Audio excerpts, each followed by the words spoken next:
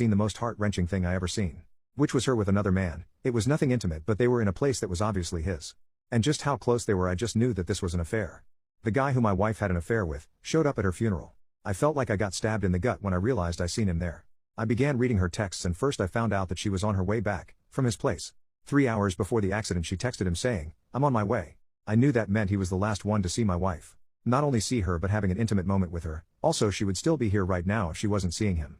I feel like I'm going through a death of a loved one and a breakup at the same time. She did this behind my back and will never know that I found out. In a way, I feel she got to escape the heartbreak she put me through, although I fully understand death is much worse, and even knowing everything I know, I would never ever wish this or any pain upon her. I found out not only through her texts but her Facebook messages. Something that absolutely enrages me is that she told her closest friend that this guy from work wanted to take her out to dinner. Her friend encouraged her to go out with him. It enrages me because I knew her as well, and in person she was always very nice. But my wife was asking her to get confirmation. Had she said no, you are married, do not go out with him, I honestly feel like she wouldn't have done it. But her best friend was like, oh, is he hot? Oh, do it. Go have fun. It's just enraging. This happened 6 months ago when she asked her friend about it. A few days later she talked to her friend about how after dinner she went to his place and made love with him multiple times. When I read that, I honestly got physically sick. I honestly started going through a breakdown, vomiting in the toilet, then crying on the bathroom floor. I just can't imagine that this stuff actually happened, but it did. How could she do this? But as the days passed and the initial shock began to slow down, I started piecing things together. The funeral, I noticed something a little unusual, which was this best friend of hers, talking to one of her coworkers. This was a friend from high school and there was no reason she should have known any of her coworkers. But she was in fact talking to her coworker who she had the affair with. Then she came and talked to me, gave me a hug. The guy who my wife was having an affair with, came and shook my hand. Something about that just makes me feel sick. Like I was being humiliated in a moment of grief. There was him and her best friend who knew about her affair. I couldn't help but wonder, did her coworkers also know? It's been a month and I feel no closer to breaking away from the heartbreak. I miss her, I want her to be alive. If she was, I would probably even want to fix our marriage. But she's not here anymore. I still couldn't bring myself to read all of her text messages with him. There is hundreds and some are very explicit. My blood boils and my heart aches when I open their texts, and I get hit with anxiety and an adrenaline rush, palms get sweaty and hands shake. But I feel it's important I knew everything. It just breaks my heart this guy did things with my wife she wouldn't do for me. The thing that blows my mind the most is that there were no warning signs at all, not one. Our marriage was good, she never did anything suspicious, our intimate life went on as normal. Just zero warning signs about it other than the fact she started wearing a little more makeup than usual. Then I blame myself for not catching on. Maybe this all could have been prevented. Maybe I should have done this or that. I am broken and don't see myself ever being happy again. Edit. I have got a response back from her friend, stating that she is deeply sorry for encouraging the behavior and not taking my feelings into account. She never wanted me hurt and yada yada. Honestly, I don't feel any relief from her apologies. About the phone, I cannot bring myself to destroy all the truth. I feel like I must read through the entirety of my wife's texts with this man, or I will forever go crazy wondering what did and didn't occur, how often, and maybe get some answers on if they were lovers. Was it just lust, or what did she plan on doing? Obviously in this state of trauma I cannot emotionally handle reading their conversations, but I decided to keep the phone, to read it all and then toss it and move on. Also, for people telling me to piss on her grave, or saying this is karma, please drop it and don't comment. I loved her for over a decade and it's not going away like that. I still love this woman even with the disgusting things she has done. She was still my wife, a daughter and an aunt. She didn't deserve to get hit by some drunk driver and suffer with bleeding in her brain that ultimately caused her death. Please go away, I do not need this, and I am not a sick-minded enough man to have those thoughts. For everyone else, thank you so much. My husband doesn't want to have intimacy with me unless it is to conceive kids. I have recently gotten married to my husband, Edward, 2 months ago. We both attended the same church ever since we were little, and I started to like him over the years. At 20, we started gradually talking to each other and got engaged at 24. My husband is very religious and never misses a service. I, too, am religious, but not as much as him. We both respect the other's choice and it's not really an issue between us. However, when we were dating and engaged, he didn't come near me in any way. For example, we rarely held hands, and he never hugged nor kissed me on the cheeks, even though it's a form of greeting that's very used in our culture. It bothered me a bit, but I think that he was doing it out of respect. The roller coaster was our wedding night. During the ceremony, we danced for the first time, we held hands, and when we got to our hotel we hugged and he kissed me for the first time on my lips. It wasn't like making out or anything, just a peck. That's it, nothing else. We didn't do anything more, not even cuddled. We just showered and went to sleep because we were extremely exhausted. Right when I was about to fall asleep when we were talking, he told me that he won't do anything unless it is to conceive kids.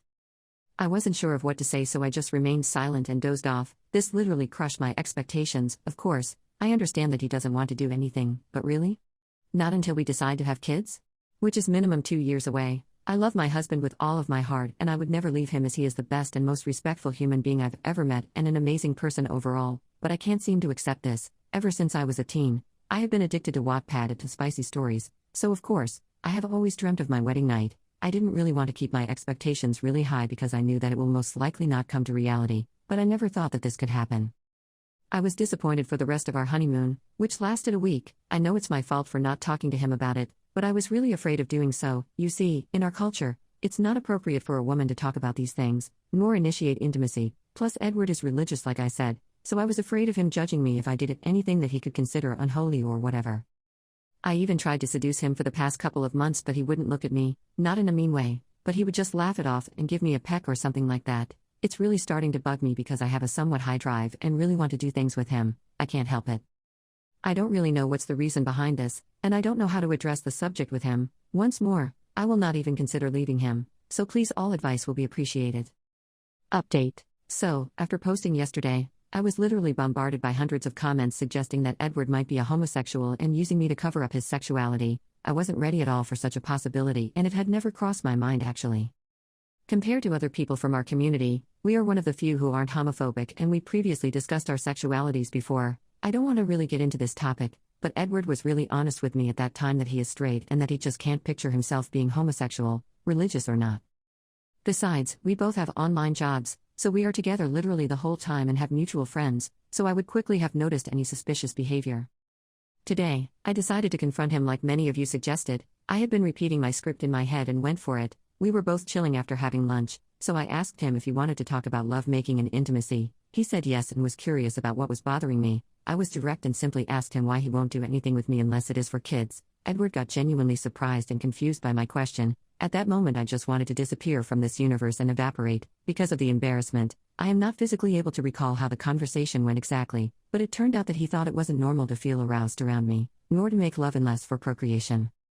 I felt really bad for him. Apparently, that's what he grew up thinking, and that's what his friends and environment he grew up in abused him into believing. I cannot imagine that they did this to him. I'm sure it was to make fun of him and mess around, which led to completely messing up his view on sexual matters and desires, and there is no way that they also believe in this themselves.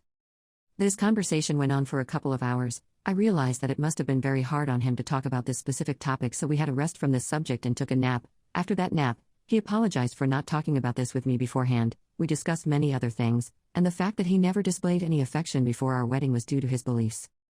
And don't worry, we also talked about our wedding night, but basically, he got turned on every time he came near me, so he felt extremely ashamed of showing it or acting on it and thought I was just teasing him. He also didn't want to do something that could be considered bad according to what they fed his mind with. Not gonna lie, I expressed to him my resentment and the way he never asked for my opinion on this matter. He apologized again and said that he was afraid of what my reaction would be if he expressed himself.